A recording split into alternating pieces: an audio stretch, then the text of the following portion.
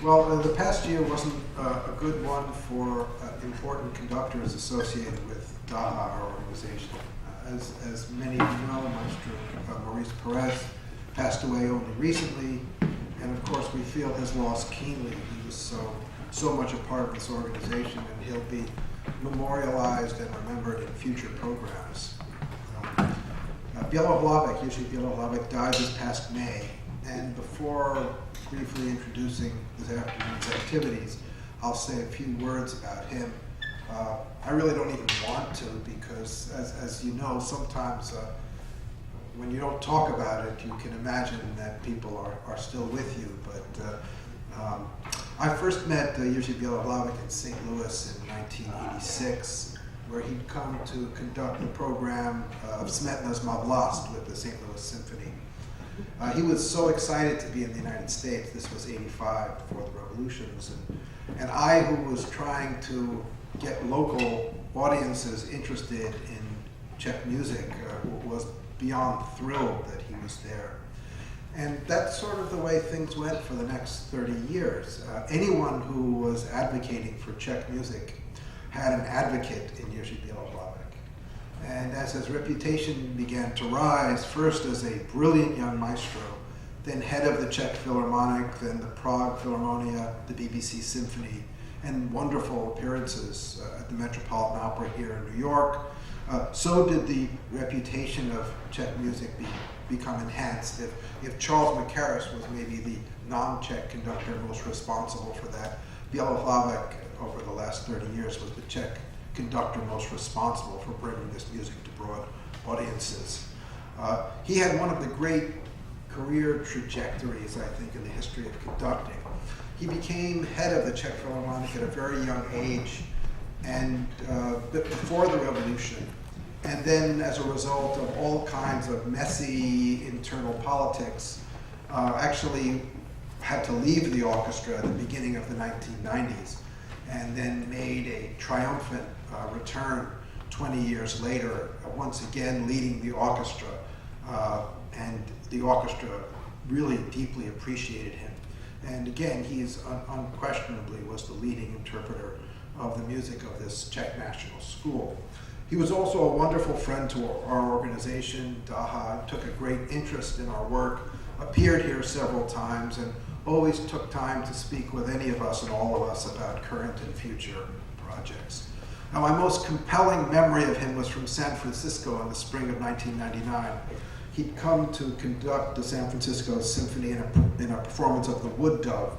He was also a great champion of Dvorak's tone poems. Even those who love Dvorak, the string quartets and the symphony, sometimes have a little bit of a problem with grasping what's going on in the four late tone poems. And Bielohlavek was always a great champion of those works and made a wonderful case for them. Anyway, he'd come to San Francisco in 1999, and I had foolishly promised my daughter's second grade class that I would come in every week and demonstrate a different instrument. And by the spring, I was running out of instruments. So I brought Bielohlavek in, and he walked in and said, "I'm not an instrument, but I'm the one who gets all the instruments to play." The children were thrilled, and he showed the same light touch that he brought to his work. We should note, of course, that speaking of a Czech style or a Czech personality type seems a bit impractical if we consider the personalities and approaches of its greatest exponents, people like Smetana, Dvorak, Janacek, and Martinů. They hardly are a coherent pair, group in terms of personality. But I think there is a certain lack of pretension that characterizes the group. If Dvorak is all too often treated as a kind of malý český člověk, a humble Czech man, Janacek's eccentricities are overblown. For too many reasons to detail here, there is a tradition, for the most part, devoid of flashiness and pretension, where musical excellence is the result of hard work and self-flattery is avoided. Jiří Bielohlavek embodied this tradition at its best, which is another reason we'll miss him so much. Instead of asking for a minute or two of silence, I'll instead honor Maestro Bielohlavek with a few minutes of music. I've chosen his recording of Martinú's second violin concerto, not only the slow movement, not only because the piece is a particular favorite of mine, but because he does something genuinely special with it. Normally the piece is played at this tempo.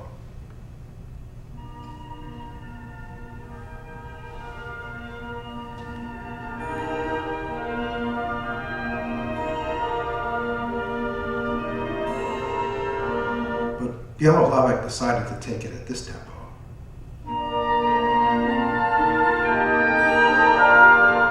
Much slower, as almost as slow as possible. And this brings out a whole new quality in it. And I think it's an example of taking a piece that's fairly well known and with just a slight change, making it into a whole new piece. So I'll play about 3 minutes of it. Hope you enjoy it.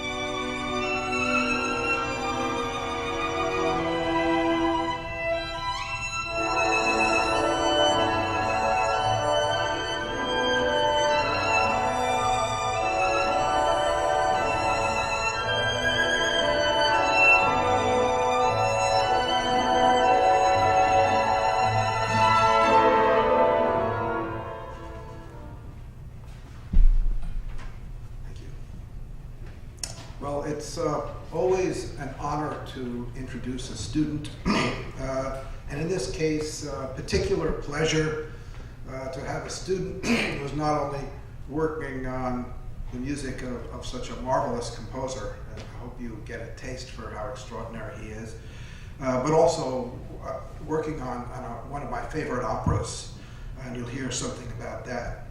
So Jon Meadow is a PhD candidate in historical musicology at NYU. His research is focused on Czechoslovak modernist theater music in the first half of the 20th century. The title of his dissertation is Humor, Chaos, and Copies in Bohuslav Martinů's The Plays of Mary, and this is again a work that was championed by Bohuslav. Meadow is on the board of the Dvorak American Heritage Association, and he's currently an adjunct professor of music history at Mannes Conservatory in New York. He plays guitar, sings, and writes songs. He's a deep thinker about both music and other things, and brings new and fresh perspective to his study of Martinů and Czech music broadly. Please give him a very warm welcome. Thank you.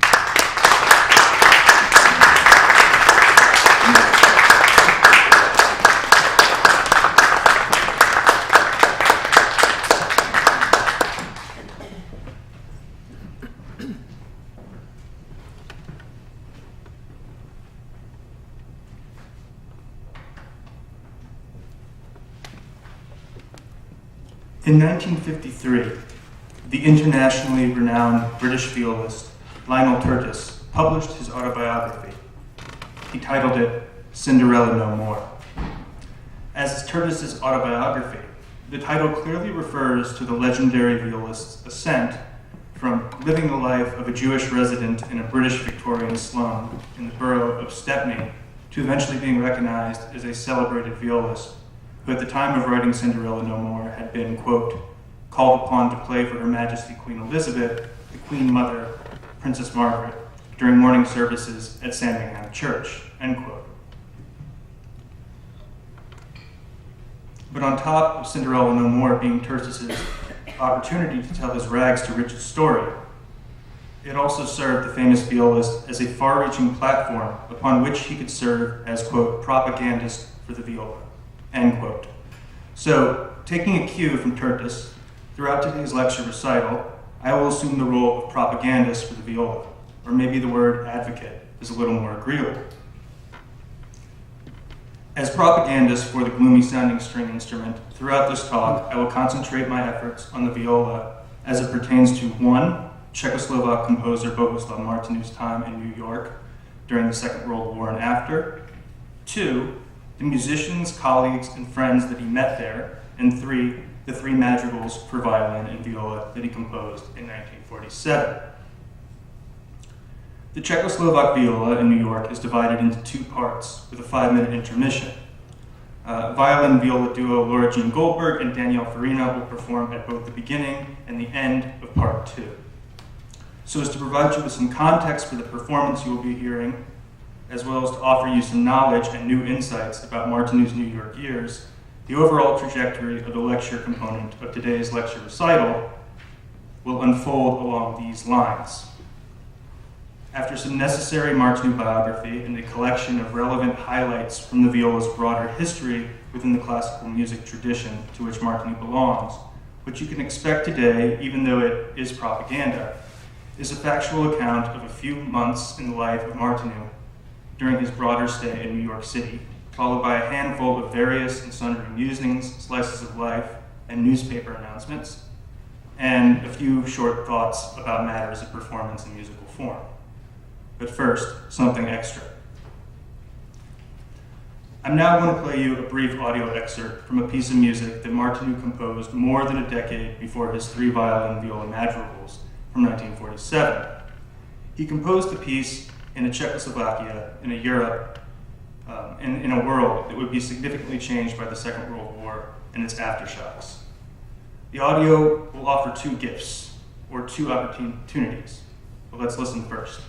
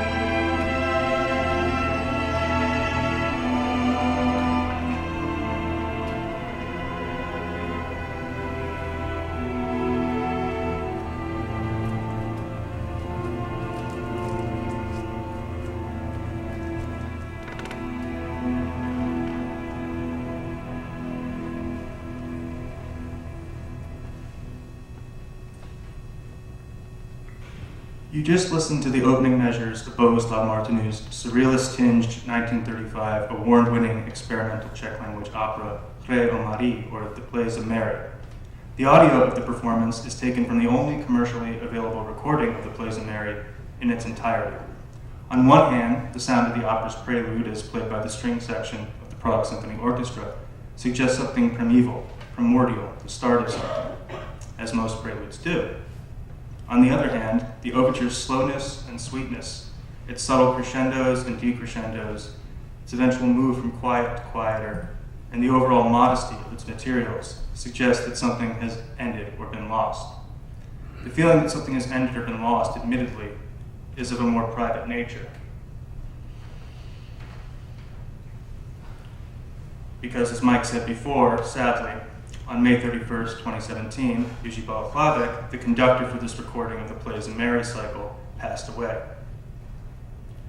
Bohuslav was a tireless musician who offered endless advocacy of Czech music in general and Martinů in particular. My career would be impossible without him, and his passing is made no less immediate by the cold hard fact that, alas, I never had a chance to meet the man in person, nor speak with him on the telephone, or even have a chance to correspond by email. On a less personal note, but no less intimate note, this important figure in the musical lives of both the world and the Czech lands also meant something to the Dvorak American Heritage Association. So here's a photo of a very touching note that he left in our guest book in the Dvorak room, which is just outside the gallery space and will be opened up after this program.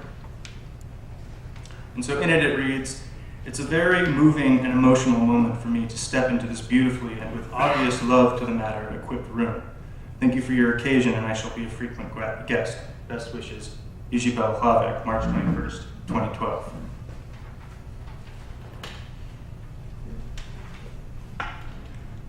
While playing the opening moments of the Plays of Mary was an opportunity to mourn, both on a personal and institutional communal level, one of the great figures in the musical life of the 20th and 21st centuries, I did say that listening to the brief audio clip would provide two opportunities.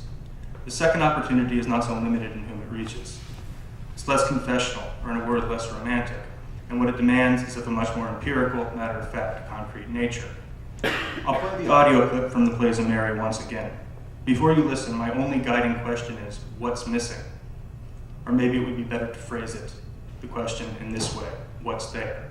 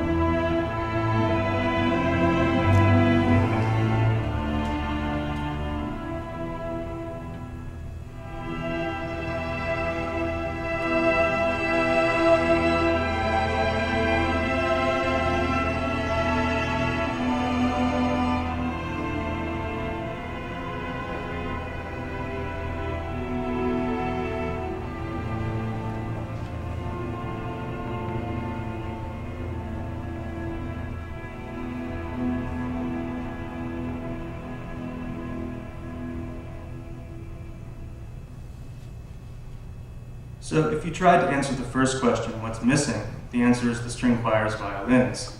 They're all somewhere else, in absentia. If you decide to answer the second question, what's there, the answer is from lowest pitch frequency to highest, double basses, cellos, and at the top of the texture, violas. Moreover, just as Martinů specifies that the violins remain silent during the prelude, for the remainder of Act 1 of the Plays of Mary, Martinů directs the violins to continue warming the bench, so to speak. The surreal and fragmented series of events that make up the Plays of Mary's first act, for which the first few measures of music you just heard serve as introduction, are based upon the parable of the wise and foolish virgins in the Gospel according to St. Matthew. And while the treatment of the well-traveled parable is fragmented and more beyond real than entirely true to form, the main premise of the parable still manages to remain vaguely recognizable. So the gesture of summarizing the parable doesn't seem like it would be a complete waste of your time.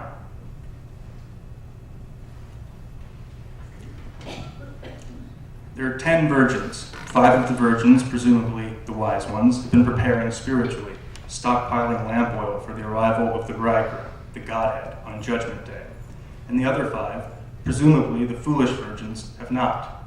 When he comes for the 10 virgins on Judgment Day, the Godhead, whom Martinů appropriately represents with a booming, great, and powerful Oz-like voice from off stage, only knows or recognizes the 5 who are spiritually prepared, while there is no comparable moment of recognition for the 5 who are spiritually unprepared, having failed to stockpile oil for their lamps. As a result, while the 5 wise virgins are brought into what some might call heaven, ennobled and elevated, lifted up onto some main stage somewhere after Judgment Day, the first act of the plays of Mary ends with the other 5 virgins being left behind.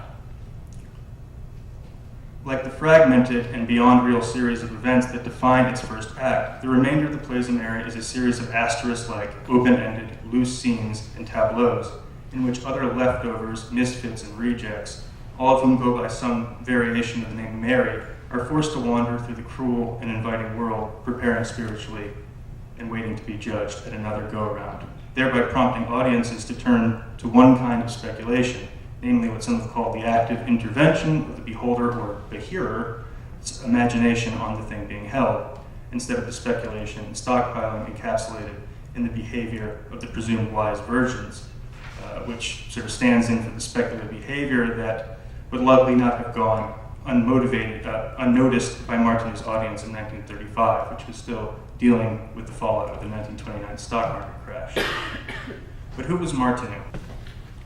The prolific Czechoslovak composer Bohuslav Martinů was born on the 8th of December, 1890, in the small town of Polička in eastern Bohemia. Although Martinů would have provided a caveat to the description, insisting that while the town of Polička is in Bohemia, quote, ethnologically, Polička belongs to Moravia, end quote. So that's Martinů who said that. Martinů was the youngest of 5 children. His mother, Karolina, was a pious Roman Catholic who provided the family with order and discipline. His father, Ferdinand, was a sensitive and loving man who enjoyed flowers and instilled a passion for the theater in his son. By trade, Ferdinand was a shoemaker, but to pick up some extra money on the side, he took on the role of tower keeper for Polička's neo-Gothic church of St. Jacob, which required Ferdinand to take care of the church bells and serve as lookout for fires. As was customary for a bell ringer and keeper of a church tower at this time, Ferdinand and his family lived at the top of the 36-meter-high church tower, 193 steps up, 193 steps down. And this edifice is still around to this day. You can go visit it in Polička. It's also in a very small picture on the image that I'll be using of Martinů throughout this program. So this is all to say, Bohuslav Martinů spent his first 13 years living in a church tower with a bird's eye view of the town, its inhabitants, and the surrounding countryside, as well as the ringing of bells and church music sounding all around him. Given his upbringing, it's not entirely unexpected that one of Martinú's favorite characters from literature was Quasimodo from The Hunchback of Notre Dame. And Martinů would know. He adored all books and cherished what we might call knowledge for knowledge's sake, stockpiling it on his own terms.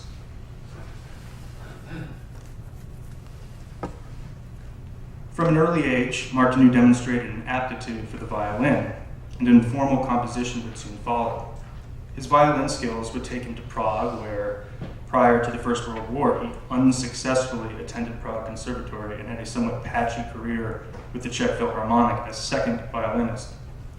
Both institutions were aesthetically conservative for the time.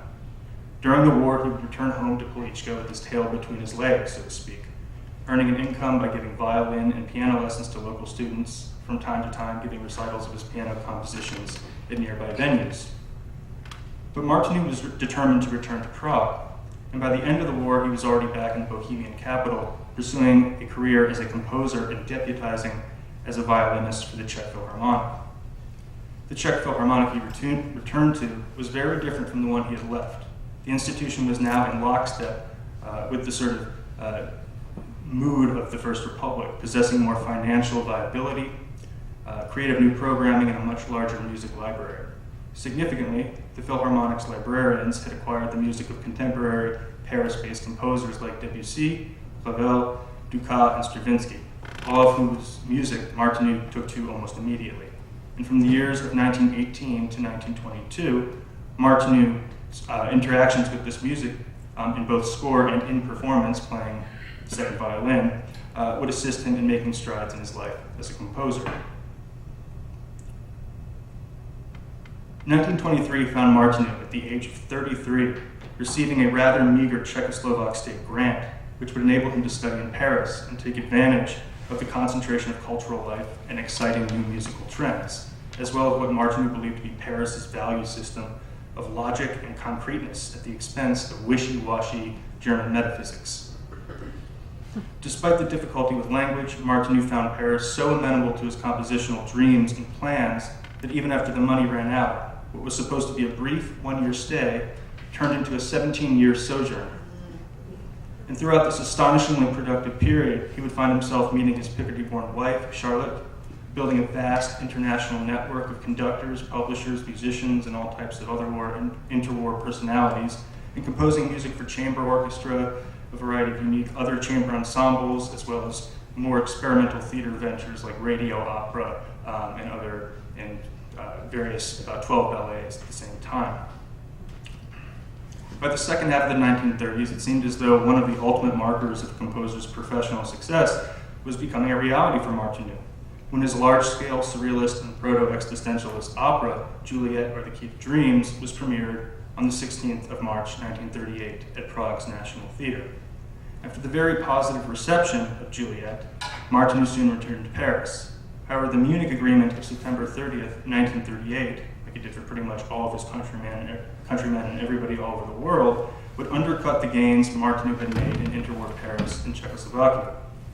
As the Czech lands came under Nazi rule, back in Paris, Martinů, in a bold gesture of patriotism, composed his field mass for baritone, chorus, and orchestra, which he dedicated to the Czechoslovak volunteers on the French front, all of whom were fighting on behalf of the Czechoslovak government in exile. A performance of this always fascinating piece of music was then broadcast over the radio from England. The performance was then intercepted in Nazi-occupied Czechoslovakia, and it was this act from abroad sent out into the ether that would get Martinů blacklisted by the Nazis in absentia.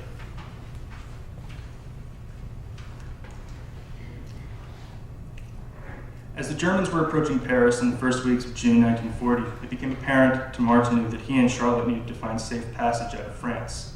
Fortunately, Martinů had built up a good enough network of powerful friends in Switzerland and the United States who were more than happy to help sponsor and facilitate his immigration to the United States.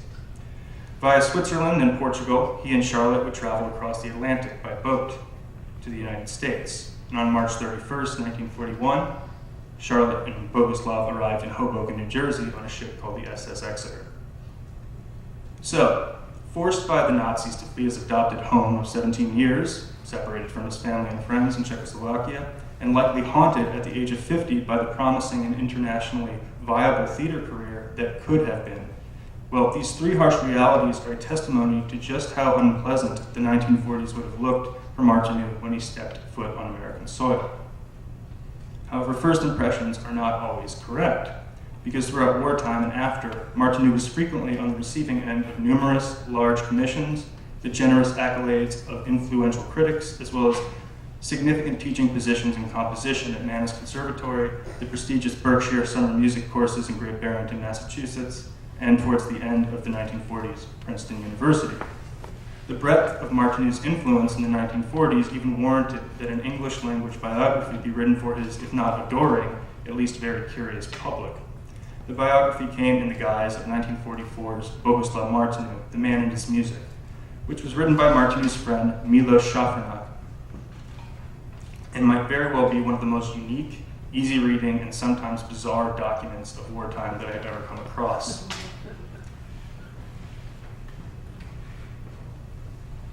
By 1945, Martinů had established some semblance of routine outside of the time he put aside for his own compositional activities. On Wednesdays, he taught composition at Mannes Conservatory, then located on the Upper West Side of Manhattan. On other days, he would leave his and Charlotte's 58th Street apartment and travel up to 72nd Street, which was a predominantly Czechoslovak area of the city at the time, so where we are right now. On other days, Martinů would hop on a bus that was making its way down to the 6-block area around 14th Street that was unofficially called Book Row, a title that circulated in reference to the 48 different bookstores that were housed there. Similar to how various bookstalls scattered along the Seine in Paris functioned for Martinů during his Paris sojourn, Book Row enabled Martinů to find books to help him speak the language of his adopted home, brush up on new discoveries in physics, read selections from the latest trends in historiography and philosophy, and also get his hands on the newest detective novels, a genre of literature that Martinů absolutely adored, and as we will find later, found a sort of compositional code of conduct in.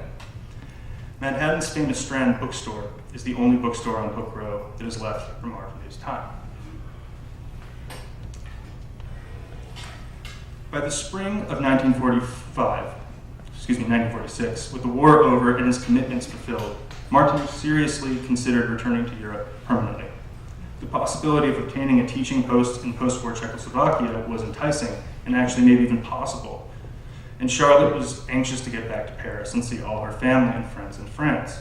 However, the plans to go back together would change at the last moment when Martinů received an invitation to assume the role once again of composition teacher at the Berkshire Summer Music Sessions in Great Barrington, Massachusetts. This was an opportunity that Martinů deemed too important to turn down. Charlotte, determined to see her family in Paris and a little bit angry, flew back to France in June alone, bearing the expectation that Martinů would meet her after the 6-week teaching engagement had ended. However, due to a near fatal accident, Martinů and Charlotte would not return to Europe permanently until 1953. Because on July 25th, only 25 days into the Berkshire summer session, Martinů, wanting to take a nighttime walk and have a smoke, as he often did, made his way out onto a roof space, and due to A, the habit of walking at night in a trance state, coming up with musical ideas, or B, his thinking that in the dark he saw a staircase where there was none, or C, an absence of guardrails, he fell from the roof patio, breaking 4 ribs, receiving a concussion, and suffering a massive head wound. It was a cook downstairs who had stayed late who was able to find the composer on a concrete pathway lying in his blood. The 56-year-old composer remained in a coma for 4 days, and there was some doubt as to whether he would survive the fall. He came to but remained in the hospital until he was discharged 4 weeks later at the end of August. Eventually, he reached full recovery. However, his serious accident of the summer of 1946 seems to have foreclosed any continuation of the predominantly big commission symphonic output that had defined his early American years, so along the lines of the piece that Mike was playing, sort of this lush, big sound. Instead, 1947 would be his year of chamber music in America. But we will return to this after some viola history and a few propagandistic messages on behalf of the viola and violist.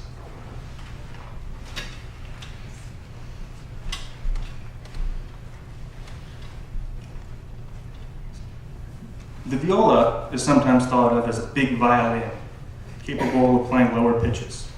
This, however, is misleading, because the viola allows for and demands a different kind of virtuosity, mode of listening, and compositional mindset than the violin. The viola has a very distinct tone color. In the 18th century, this trait made viola enthusiasts out of composers who spent the majority of their time in the theater. Composers in cities where opera thrived, like Hamburg, Venice, and Paris, employed the viola for its tone color and ability to support the drama and action and elicit novel musical effects and memorable sonic identifiers. Musicians and audiences of the 18th century, however, did not appreciate the viola solely for how the instrument's distinct and gloomy tone was employed for theatrical ends. For example, in a passage from the 1713 pamphlet, The New Open Orchestra, through which he essentially seeks to collapse the distance between amateur and professional musician, the 18th century Hamburg-based composer, music theorist, journalist, all-around man of the theater, and diplomat, Johann Mattheson, advocated pretty hard for the viola. After commenting somewhat objectively on what can ultimately be categorized as issues of taxonomy, tuning, and measurement, Mattheson describes the viola as, quote, filling in the middle parts, or defilling, end quote. For Mattheson, the viola serves for all the middle parts and is one of the most necessary constituents of a harmonious concert. So to Mattheson, the viola functioned like a keystone in the Gothic arch.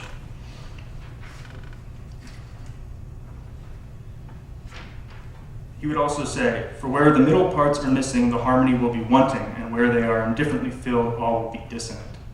So someone like Matheson saw the viola for what it was within the sonic fabric, as opposed to being compared against the violin. For Matheson, the viola wasn't just a big violin. It was the core of the string choir and keystone of a harmonious sounding together of instruments. However, while the viola, and therefore the violist, was known to some in the 18th century for its distinct tone color, capability to contribute to theater music, and ability to act as the core of a string ensemble, all of which are statements generally very rosy in tone, not all representations of the viola at the time would have such a positive ring. Across the 18th century, there were prominent cases of distaste for the viola, as well as a lack of cool objectivity that manifested itself in viola-related conversations. For example, Johann Quantz, the 18th century composer, flute virtuoso, and composition teacher of King Frederick the Great of Prussia, said, "The viola is commonly regarded as of little importance in the musical establishment. The reason may well be that it is often played by persons who are either still beginners in the ensemble or have no particular gifts with which to distinguish themselves on the violin, or the instrument yields all too few advantages to its players, so that able people are not easily persuaded to take it up." Quantz's On Playing the Flute from 1752, the book from which these comments came, was about as well distributed in the 18th century and after as a manual about flute playing, performance practice, instrumentation, and composition could possibly be, and it continues to stay in print. The picture that Quantz painted of the viola and the violist in On Playing the Flute reflected a reality, but it also set up the means to continually reinforce such a negative image of the viola. And the negative view did not just lead to shortages of soloistic music written for the viola and general low regard for the viola in the second half of the 19th century. It also flattened the viola into a series of bad jokes about violas and violists by people who probably never actually listened to a viola. However, Quantz's belief that all violists at the time were somewhere on a spectrum from lesser player to lackluster violinist, and that the viola, whether due to the string instrument's difficulty with projecting above the orchestra, its tonal quality, and its unwieldy shape, did not offer much in the way of advantages for virtuosos. This finds its counterweight in the fact that there were many composers and composer virtuoso contemporaries of Quantz in the 18th and then later in the 19th centuries who bestowed a certain nobility on the viola by composing showpieces for it. For example, well-traveled virtuosos like the men of the Stamitz family moved throughout Europe, performing what would have been considered impossible pieces for the viola. Karl Stamitz's D major viola concerto, Opus 1, which is still often used as an audition piece for violists across the world, is one particularly well-traveled example. But other names with inflections similar to Stamitz, such as Benda, Jaszewski, Vanhal, Wranitzky, and Hummel, belong to 18th and early 19th century composers who composed soloistic viola music, and that all the composers mentioned, including the men of the Stamitz family, just so happened to have been born or affiliated by blood with the Czech lands, even though they are all quite conventionally for the geopolitics of their time identified as German or Austrian, is intriguing, if not easily reckoned with in the time frame of this talk. By the second quarter of the 19th century, composers rarely advocated for the viola by working on public-directed soloistic viola music. The one powerful exception to this state of affairs can be seen in French composer, critic, and general reveler in the fantastic Hector Berlioz's second programmatic symphony, Harold in Italy, Opus number 16. In 1834, Berlioz wrote the piece on commission for the notorious Italian violin virtuoso Paganini, who wanted a piece for which he could show off his new Stradivarius viola. Even though Paganini didn't end up playing the piece because there were too few passages that would allow him to show off his skills, the world-famous string virtuoso would praise Berlioz's efforts. For those who are scratching their heads about the title of today's talk, it refers without any subtlety to the piece Harold in Italy, Czechoslovak viola in New York, which is based loosely upon Romantic poet Lord Byron's narrative poem, Childe Harold's Pilgrimage. Throughout Harold in Italy, the solo viola represents the eminently romantic character Harold the Knight. So with Harold in Italy, Berlioz ennobled the viola by associating it with a romantic and heroic knight. He also gave the viola and violist performance opportunities having the viola as soloist in what was almost basically a concerto with Harold in Italy. This was rare at the time, and the piece still is a fixture in the concert repertory. Additionally, Berlioz, in a forum outside of those of composition and performance, served as a propagandist advocate for the viola. In his treatise on orchestration, which, as far as treatises on orchestration and instrumentation go, has had an undeniable influence on musicians and wide distribution throughout the world, Berlioz writes, "Of all the instruments in the orchestra, it is the viola whose excellent qualities have been unappreciated for the longest time. It is just as agile as the violin. Its low strings have a characteristic husky timbre, while its high notes are distinguished by their mournfully passionate sound. The general character of its tones is one of profound melancholy, and is notably different from that of the other string instruments. Nevertheless, it has long been neglected or used senselessly and ineffectually for doubling the basses in the higher octave. The unjust treatment of this noble instrument has been due to several causes," which Berlioz goes on to list out, but we don't have time to talk about. Even though the viola, that musical historical Cinderella, could lay claim to a handful of 19th century fairy godmothers, who took the form of composers, musicians, and journalists like Berlioz, and the 18th century Bohemians like Von and the Stamitzes, the world of 19th century soloistic virtuoso concert music remained a generally cold and most unforgiving place for the gloomy sounding string instrument. And it would take an army of internationally renowned early 20th century virtuosos, composers, and arrangers like Tertis, the Cinderella man himself, to eke out a more noticeable position for the viola on the world musical stage. Such early 20th century propaganda for the viola even had its extreme cases, like when French violist Henri Casadossu went to the effort of composing a viola concerto in the style of Handel, and attributed the concerto to the long-dead composer so as to let the famous man's prestige rub off on the viola a bit. But such shenanigans were the exception rather than the rule. Rather, it was the constant regiment of touring, recording, arrangement, transcription of cherished pieces, and commissioning new pieces from top composers for the viola that allowed it to gain some sort of space on the world stage. Despite the viola's generally cold 19th century world and the tireless advocacy and propagandistic efforts of a select few in the early 20th century, and now, of course, by the middle of the 18th century, the viola and the violists were not entirely without a place to go where everybody knew their names. This is because of how, as a genre, the string quartet, with its consistent configuration of two violins, viola and cello, almost from the get-go, demanded that its composers provide inventive part writing for each ensemble member, which resulted in an overall lack of perfunctory part writing for the viola and second violin. And this has consistently been the standard for string quartet part writing to the current day. Such an unbroken trend is palpable in a host of Czech national and nationalist string quartets by late 19th and early 20th century household names like Bedřich Smetana, Antonín Dvořák, and Lech Janáček.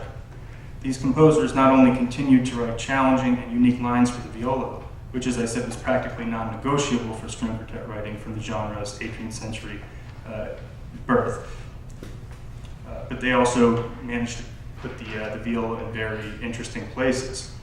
So, for example, in the first few measures of the first movement of his American quartet in F major, written in Spillville, Iowa, in 1893, Dvořák, who himself was an accomplished violist, employs the cello and two violins in a manner that establishes something like a sonic line of perspective, centering the listener for the viola, which dramatically enters with the first section of the movement's main theme. And you can hear that now.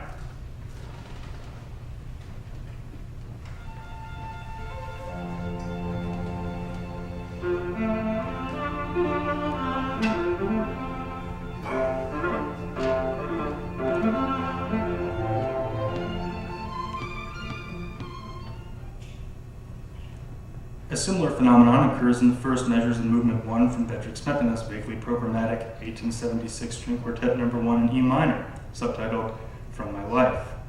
The movement begins with all four instruments striking aggressively, so watch out when it comes on in a second.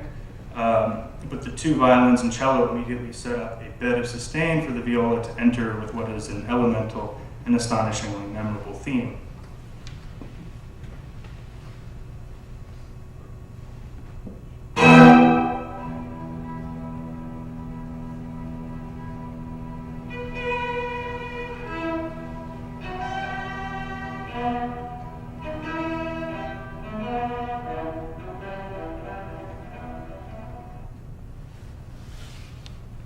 Finally, a similar gesture can be heard in Leos Janáček's second string quartet from 1928, which he gave the second title of Intimate Letters. After all the instruments play an aggressive introduction together, Janáček has the violins and cello drop out dramatically, while the viola enters solo, really, really quietly. The viola is playing on the bridge of the instrument, which gives the dramatically placed viola its almost glassy, distinctive tone color.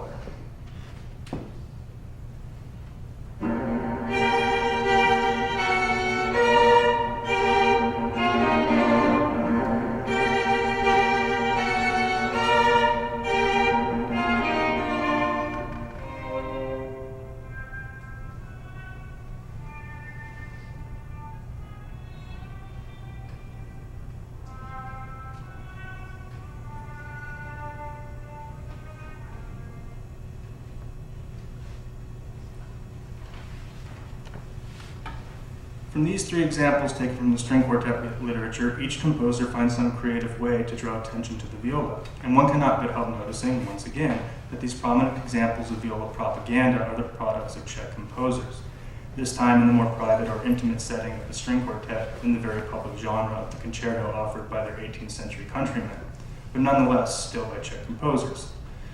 This topic will have to remain in suspension until a date way off in the future. It now seems like an excellent opportunity to make our way towards the end of this lecture recital's first half, and we will do this by talking about some Mozart.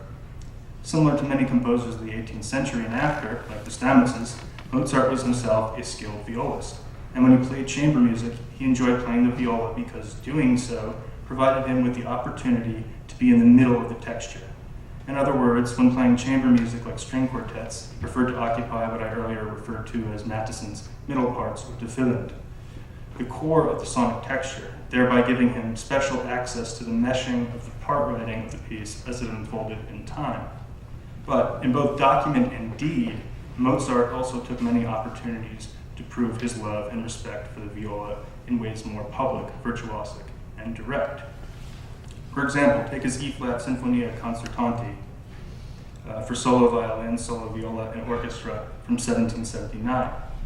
It is believed that Mozart on viola and his father Leopold on violin were the soloists for the Sinfonia Concertante's debut.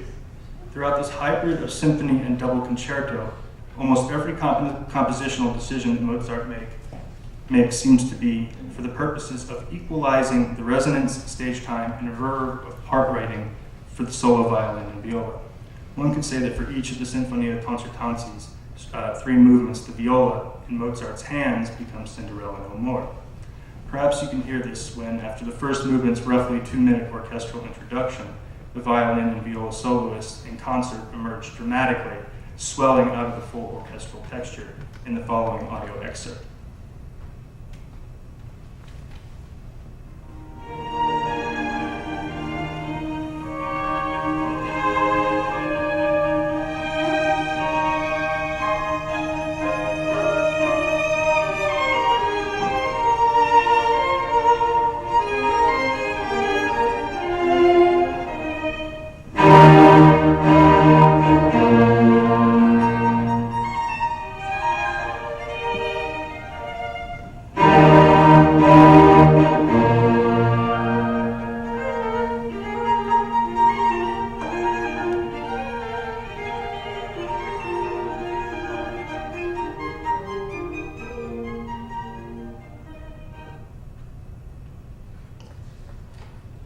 But the de-Cinderellization of the viola in the very public Sinfonia Concertante, where Mozart goes to extraordinary measures to level the playing field on which each solo instrument participates, can also be heard in the more intimate setting of the violin-viola duos of 1783 in G major and D flat major, respectively.